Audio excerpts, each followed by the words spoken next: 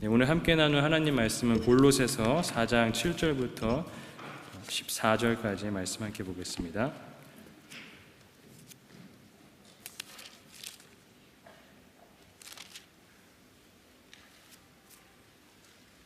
골로새서 4장 7절부터 14절까지의 말씀입니다. 다 찾으신 줄 알고 제가 봉독해 올리도록 하겠습니다. 두기고가 내 사정을 다 너희에게 알려주리니 그는 사랑받는 형제요 신실한 일꾼이요 주 안에서 함께 종이된 자니라. 내가 그를 특별히 너희에게 보내는 것은 너희로 우리 사정을 알게 하고 너희 마음을 위로하게 하려 함이라. 신실하고 사랑을 받는 형제 오네시모를 함께 보내노니 그는 너희에게서 온 사람이라. 그들이 여기 일을 다 너희에게 알려주리라. 나와 함께 갇힌 아리스다고와 바나바의 생질 마가와 이 마가에 대하여 너희가 명을 받았음에 그가 이르거든 영접하라. 유스도라 하는 예수도 너희에게 문안하느니라. 그들은 할레파이나 이들만은 하나님의 나라를 위하여 함께 역사하는 자들이니 이런 사람들이 나의 위로가 되었느니라. 그리스도 예수의 종인 너희에게서 온 에바브라가 너희에게 문안하느니라. 그가 항상 너희를 위하여 애써 기도하여 너희로 하나님의 모든 뜻 가운데서 완전하고 확신 있게 서기를 구하나니 그가 너희와 라오디게아에 있는 자들과 히에라볼리에 있는 자들을 위하여 많이 수고하는 것을 내가 증언하노라. 사랑을 받는 의사 누가와 또 데마가 너희에게 문안하느니라. 아멘. 함께 기도하겠습니다. 하나님 아버지, 이 시간 하나님 말씀 나누기 원합니다. 우리 마음 가운데 계신 성령님께서 친히 교사가 되어주셔서 주의 말씀을 나눌 때에 깨닫게 하시는 은혜가 있게 하시고 주님 오늘도 주시는 그 말씀 붙들고 온전하게 주님께서 원하시는 그 길을 따라 결단하며 나아갈 수 있는 저 우리 모든 함께 하신 성도님들의 삶 될 수 있도록 주님 축복하여 주시옵소서. 사랑 많으신 우리 주 예수 그리스도의 이름으로 간절히 기도드립니다. 아멘.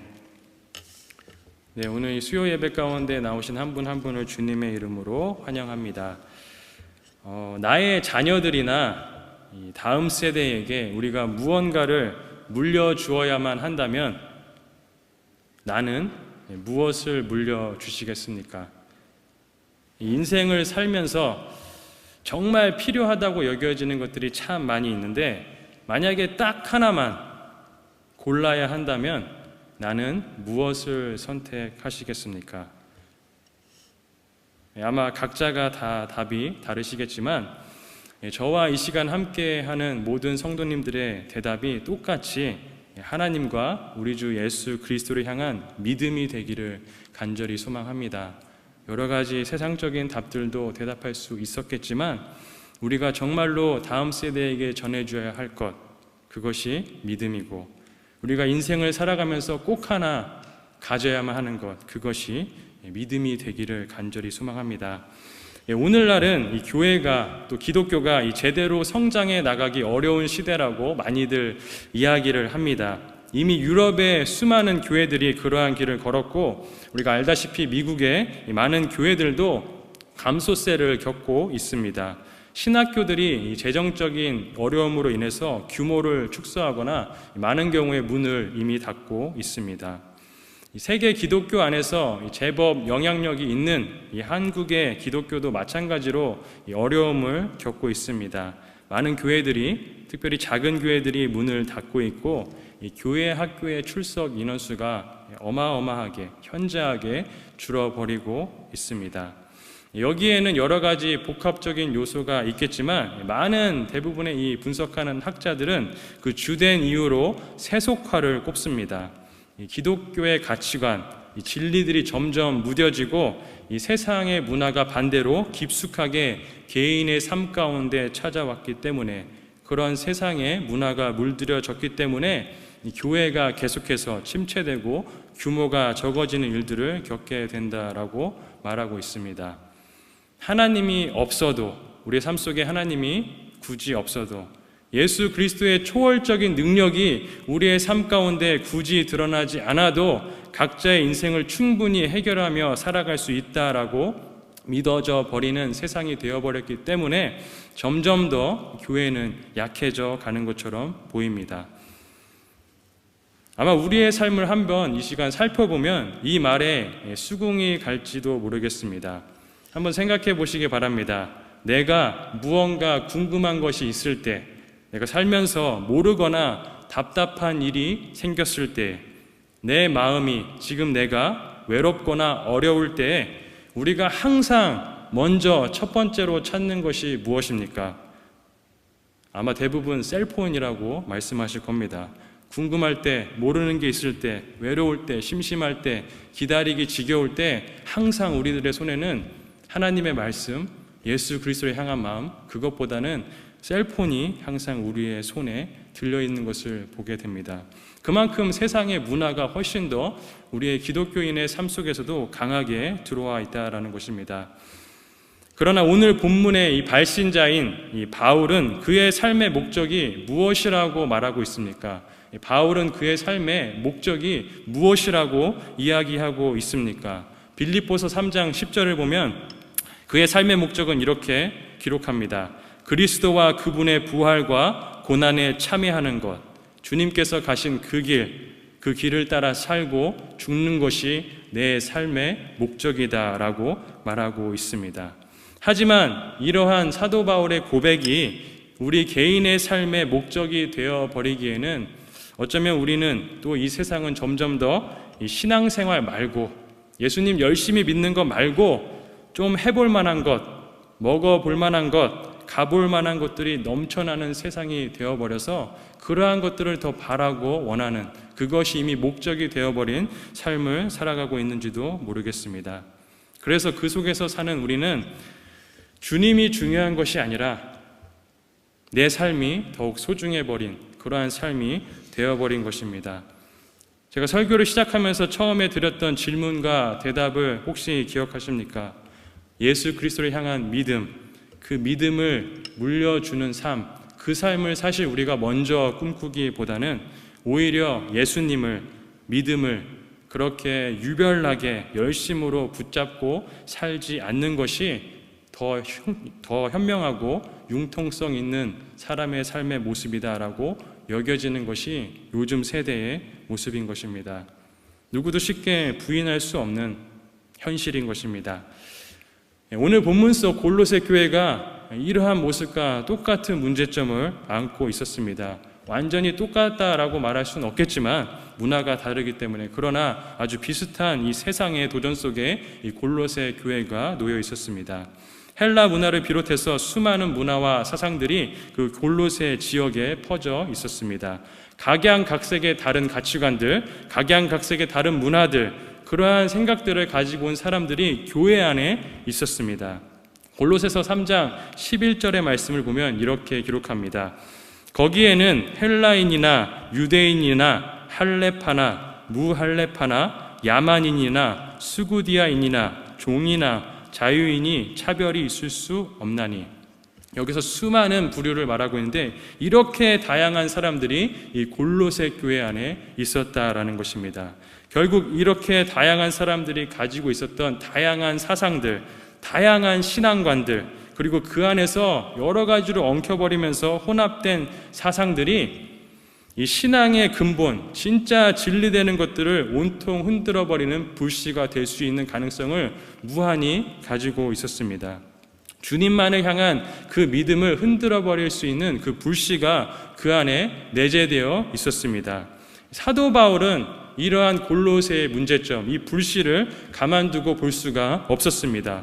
그래서 무엇이 진짜인지, 무엇이 진짜 진리이고 무엇을 진짜 그들이 믿어야 하는지, 어떠한 삶을 살아가는 것이 정말 참된 삶인지, 그 삶 가운데 무엇을 버려야 하고 무엇을 정말로 취해야 하는지, 이것을 담은 것이 바로 골로새서의 내용입니다. 그에 대한 내용이 1장부터 4장 6절까지 기록되어 있습니다.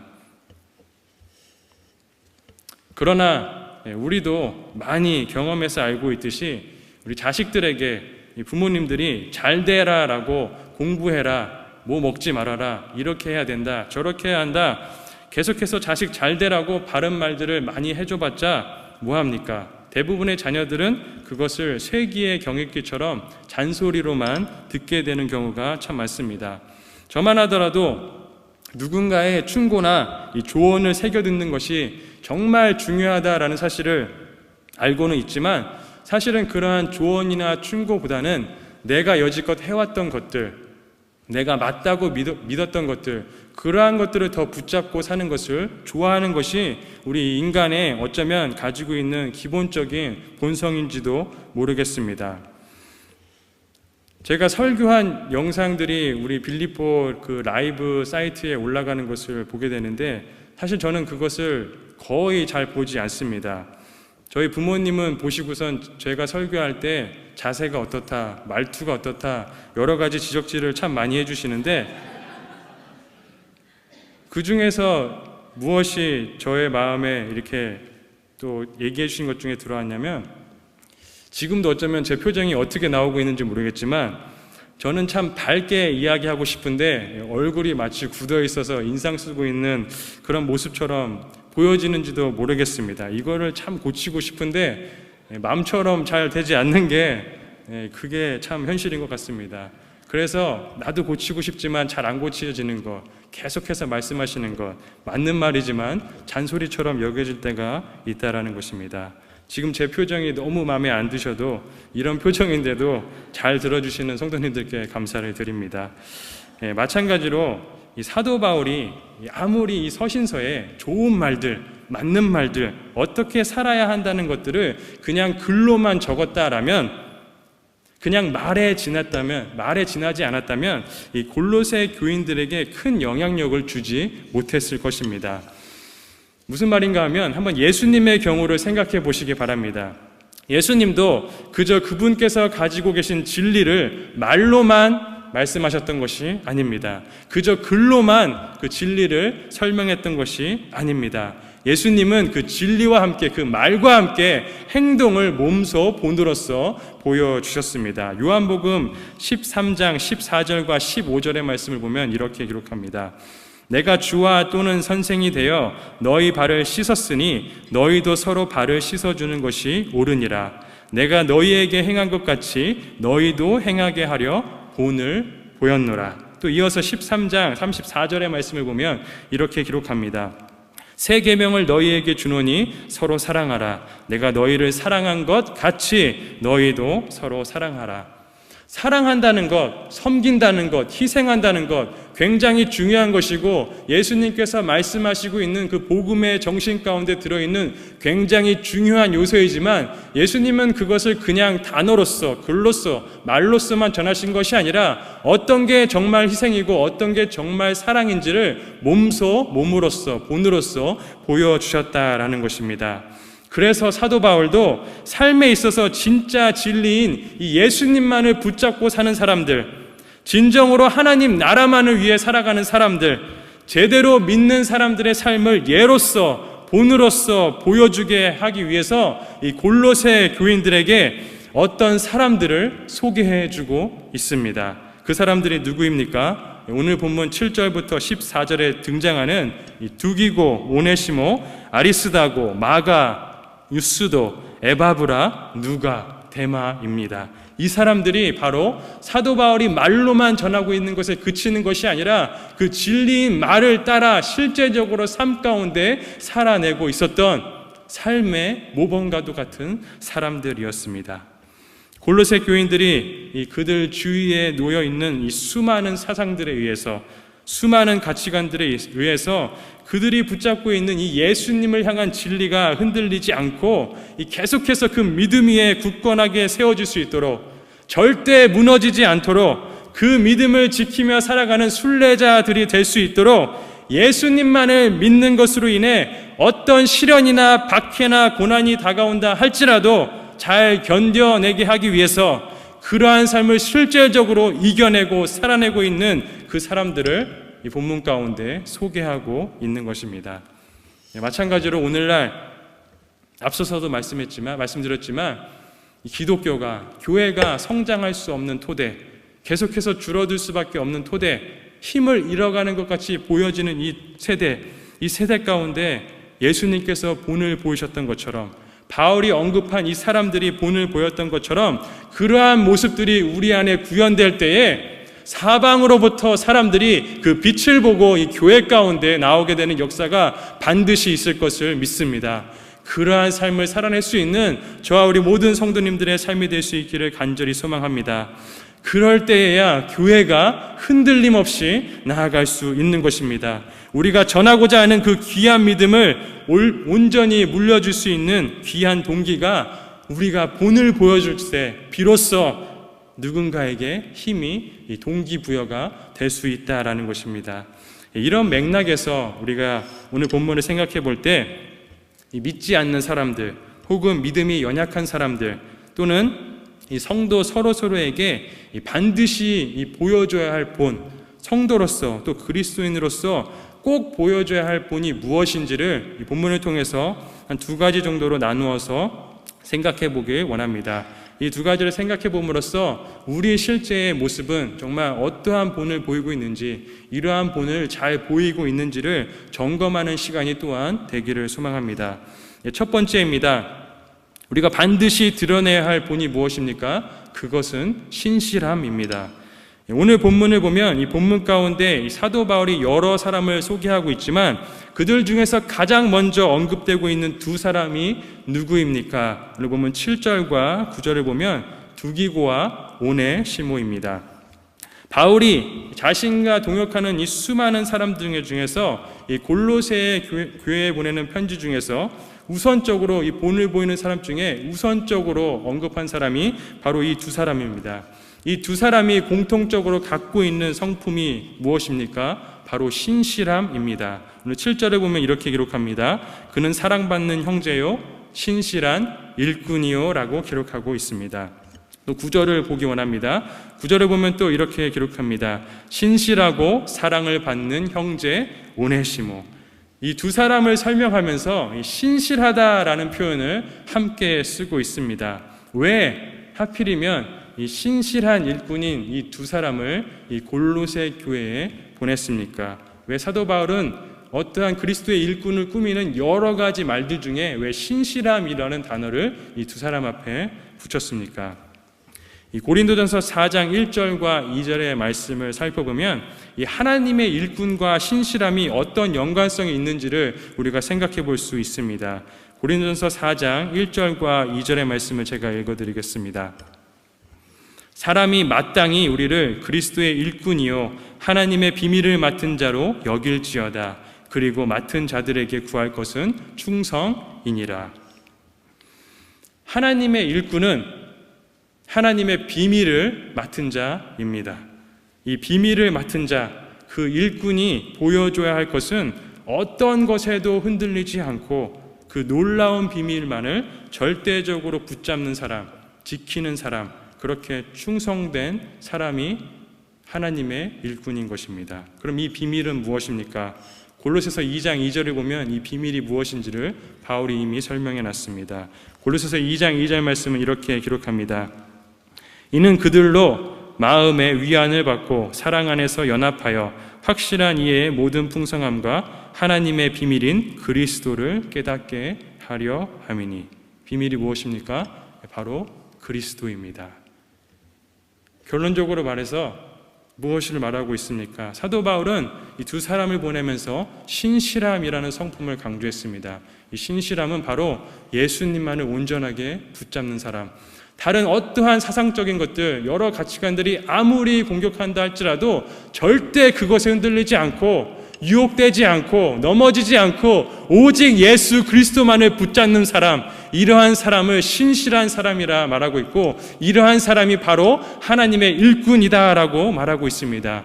사도 바울이 이 두 사람을 먼저 언급하면서 이 골로새 교회에 보낸 이유가 여기에 있습니다. 골로새 교회가 여러 가지 사상과 가치관들로 흔들릴 수밖에 없는 상황 가운데 놓였다 할지라도 이 두 사람을 보면서 이 두 사람을 바라볼 때 절대로 그 어떤 사상과 가치관에 흔들리지 않고 다른 것 바라보지 않고 다른 어떤 능력과 힘에 의지 않고 다른 어떤 놀라운 신비스러운 것에 의지하지 않고 오직 하나님의 비밀인 예수님만을 의지하고 살아가는 것이 참된 삶인 것을 분명하게 본으로서 보여주기 위해서 사도 바울은 이 두 사람을 그 골로새 교회 가운데 언급하며 보내고 있다라는 것입니다. 우리는 어떠한 사람입니까? 우리의 삶을 살아가면서 우리는 정말로 세상에서 말하는 다른 그 어떤 것이 아닌 우리의 삶을 해결할 수 있는 여러 가지 문제를 해결할 수 있는 그 어떤 것이 다른 세상의 것이 아닌 오직 예수님 한 분인 것을 믿는 사람입니까? 아니면 예수님 플러스 어떤 것을 필요로 하는 사람입니까? 그것을 점검하는 이 밤이 되기를 간절히 바랍니다. 사도 바울은 그런 사람이었습니다. 빌립보서 3장 7절부터 8절까지 보면 이렇게 기록합니다. 그러나 무엇이든지 내게 유익하던 것을 내가 그리스도를 위하여 다 해로 여길 뿐더러 또한 모든 것을 해로 여김은 내 주 그리스도 예수를 아는 지식이 가장 고상하기 때문이라. 사도 바울이 두기고와 오네시모를 보내는 것, 자신은 하지도 못하면서 입만 살아있는 그런 교사였던 것이 아니라, 사도였던 것이 아니라 그 역시도 무엇이든지 자신에게 유익하던 것을 예수님을 위하여서 다 해로 여겼던, 모든 것을 해로 여겼던, 오직 예수님만 붙잡았던 신실한 하나님의 일꾼이었습니다. 이 말씀을 우리에게 적용할 때에 하나님 앞에 어떤 때는 정말로 죄스러운 마음이 가득할지 모르겠습니다.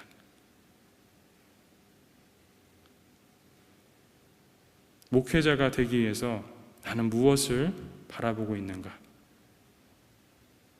어떤 기술이 아니라 정말로 예수님만을 바라보는 어떤 목회적인 기술을 연구하고 공부하는 것이 아니라 정말 예수님만을 붙잡고 나아가는 하나님의 그런 신실한 일꾼이 되기를 간절히 소망합니다. 그러한 길을 함께 걸어갈 수 있는 그런 신실한 일꾼 되시는 저 우리 모든 성도님들이 될 수 있기를 간절히 소망합니다. 두 번째로 반드시 드러나야 할 본은 함께함입니다. 오늘 본문 7절과 9절과 10절과 11절의 말씀을 보면 계속해서 함께함이라는 단어가 반복적으로 나오는 것을 볼 수가 있습니다. 7절을 보면 이렇게 마지막에 기록합니다. 주 안에서 함께 종이 된 자니라. 또 9절을 보면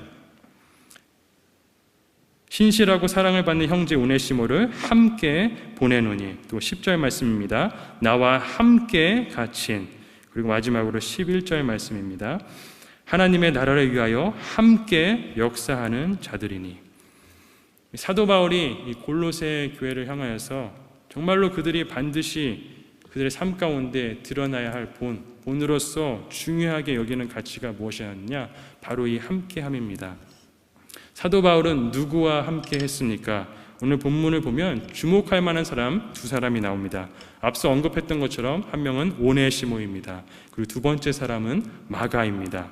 오네시모는 누구입니까? 우리가 잘 알다시피 오네시모는 이 빌레몬의 종으로 이 주인의 물건을 훔쳐서 도망쳤던 노예였습니다. 그 당시 로마 사회에서 노예가 주인의 명령을 어기고 거기다 물건까지 훔쳐서 도망갔으면 이제는 더 이상 어떠한 구원도 누릴 수 없는 그러한 위치에 빠진 사람이었습니다. 그런데 그러한 그를 이 빌레몬이 속한 교회 공동체가 받아들입니다. 그러한 그를 용납하는 모습을 보입니다. 그러한 그와 함께 가는 교회의 모습을 보여주고 있습니다. 죽어 마땅한 사람, 신분적으로도 저 밑에 있는 사람, 그와도 함께하는 것, 이것이 교회가 보여줘야 할 본인 것을 분명하게 우리에게 보여주고 있습니다. 그런가 하면 이 마가는 어떤 사람이었습니까? 이 마가는 바울과 이 바나바가 사도행전 13장을 보면 이 바울과 바나바가 소아시아의 내지로 들어가려 할 때 이 마가가 그들을 떠나서 예루살렘으로 되돌아갔었습니다. 마가가 이 중도에 예루살렘으로 돌아가 버렸기 때문에 이 절친했던 바울과 바나바 사이에 분쟁이 일어나 버렸습니다. 그리고 2차 전도 여행 때 이 바나바는 이 마가를 함께 데리고 가려 했지만 이 바울이 이를 거절하였고, 이 문제로 인해서 결국 바나바와 바울은 심히 다투게 되었으며 결과적으로 바울은 실라라는 사람을 데리고 소아시아로 가게 되었고, 이 바나바는 마가를 데리고 구브로로 전도 여행을 떠났습니다. 완전히 갈라졌던 사람, 사역적인 관점이 완전히 달라서 서로 맞지 않았던 사람, 절대로 용납할 수 없을 것 같은 이 사람. 그런데 오늘 본문에서는 그 마가와도 함께해야 하는 것을 이 사도 바울이 보여주고 있는 것입니다. 전혀 다른 사람들, 사회적 지위가 다르고 차별적인 여러 가지 요소들이 있고 서로 간에 사랑이 없었던 사이, 다툼이 있었던 사이, 용납할 수 없었던 사이, 그러나 이 모든 것이 하나 될 수 있음을, 주 안에서 하나 될 수 있음을 보여주는 것, 바로 이것이 교회가 보여줘야 할 본이 된 것을 우리에게 분명하게 가르쳐주고 있다는 것입니다. 어떻게 이렇게 서로 하나 될 수 없는 여러 가지 일들이, 지위들이, 서로 막혀있던 이 아픔들이, 다툼들이 하나로서 연결되는 일이 가능할 수 있게 되었습니까? 7절과 9절과 14절 말씀을 보면 또다시 반복되는 말 하나가 있는데 바로 사랑을 받는 이라는 단어입니다. 계속해서 사도 바울은 이 사랑을 받는 형제에 대해서 언급하고 있습니다. 이 사랑은 그저 사람과 사람 사이에 줄 수 있는 사랑을 의미하는 것이 아닙니다. 하늘로부터 오는 사랑, 예수님으로부터 받은 사랑, 하나님으로부터 받은 사랑, 죄인된 자신들을 완전히 용납해 주셨던 그 사랑, 이 사랑을 깨달았기 때문에 지위가 달랐어도, 아무리 큰 죽을 죄를 지었어도, 서로 전혀 맞지 않는 신앙관과 선교관을 가지고 있었다 할지라도 이들은 주 안에서 함께 되는 것이 훨씬 더 중요한 가치이기 때문에 모든 것들을 다 내려놓고 하나 되는 모습으로 나아가는 본을 보여주었다라는 것입니다. 우리는 어떠한 마음을 가지고 살아가고 있습니까? 가정 안에서, 교회 안에서, 사회 안에서 세상 사람들과 함께 살아가는 누군가와 계속해서 담을 쌓고 선을 긋고 다투면 다투는 대로, 그래서 멀어지면 멀어지는 대로, 나에게 필요가 없으면 필요가 없는 대로 그렇게 끊어진 삶을 자연스럽게 세상처럼 살아가고 있습니까? 아니면 사도 바울이 그랬던 것처럼, 이 안에 담긴 수많은 인물들이 그랬던 것처럼 주 안에서 함께 되기 위해서 하나님의 사랑을 오늘도 간절히 바라는 마음 가운데 기도로서 나아가고 있습니까? 우리의 신앙을 점검할 수 있기를 바랍니다. 만약에 우리 안에 갇혀 있는 것들이 있다면, 나뉘어져 있는 것들이 있다면, 누군가 용납할 수 없는 대상이 있다면 주 안에서 하나 되게 하신 것을 기억함으로 주님의 사랑으로 그 모든 벽들을, 예수님께서 하나님과 우리의 사이를 화목하게 하셨던 것처럼 나와 다른 사람과의 그 사이를 예수님의 사랑으로 가깝게 만들어갈 수 있는 저와 우리 모든 성도님들의 삶이 될 수 있기를 간절히 소망합니다. 말씀을 마무리합니다. 어느 식당이 좋은 식당입니까? 생뚱맞지만 어느 식당이 정말 좋은 식당입니까? 잘 모르겠으면 다른 질문을 하겠습니다. 어느 학교가 가장 좋은 학교입니까? 쉽습니다. 식당은 음식만 잘 만들면 됩니다. 주인이 어떻게 생겼든지, 성격이 나쁘든지 정말 맛있으면 아무리 더러워도, 아무리 좁아도 줄을 서서 사람들이 그곳으로 모이게 됩니다. 어디 학교가 좋은 학교입니까? 정말로 내 자식들을 보냈더니 똑똑하게, 진실되게, 현명하게 키워내는 학교, 그 학교가 좋은 학교입니다. 그럼 교회는 어느 교회가 좋은 교회입니까? 건물이 좋은 교회? 여러 가지 좋은 프로그램들이 많은 교회? 그렇지 않다라고 믿습니다. 앞서서 말씀드렸던 이 두 가지 가치, 정말 사랑 안에서 함께됨을 구현하는 교회, 정말 하나님 안에서 하나 되는 것을 애쓰는 교회, 다른 것 다 내려놓고 서로 정말로 사랑하는 교회, 그러한 본을 보이는 교회가 정말로 좋은 교회일 줄로 믿습니다. 세상에 어떤 가치가 들어온다 할지라도 다른 것, 다른 방법론을 붙잡는 것이 아니라 우리 교회는 예수님만을 붙잡습니다. 이래도 저래도 우리 교회는 예수님만을 붙잡습니다. 이 교회가 좋은 교회인 줄로 믿습니다. 이러한 가치들이 교회 안에서 계속해서 가르쳐지고 붙잡아질 뿐 아니라 나타내지고 실질적으로 성도와 성도 간에 확인되어질 때에 열방으로부터, 이 세상으로부터 어둠 가운데 있는 수많은 사람들이 이 교회로 나오는 역사가 있게 될 줄로 믿습니다. 어떠한 시련과 고난이 온다 할지라도 이 믿음의 유산을 전해주기 위해서 그 자리 가운데, 그 본을 지키는 자리 가운데 계속해서 주와 함께 나아가시는 저와 모든 성도님들의 삶이 될 수 있기를 간절히 소망합니다. 오늘 말씀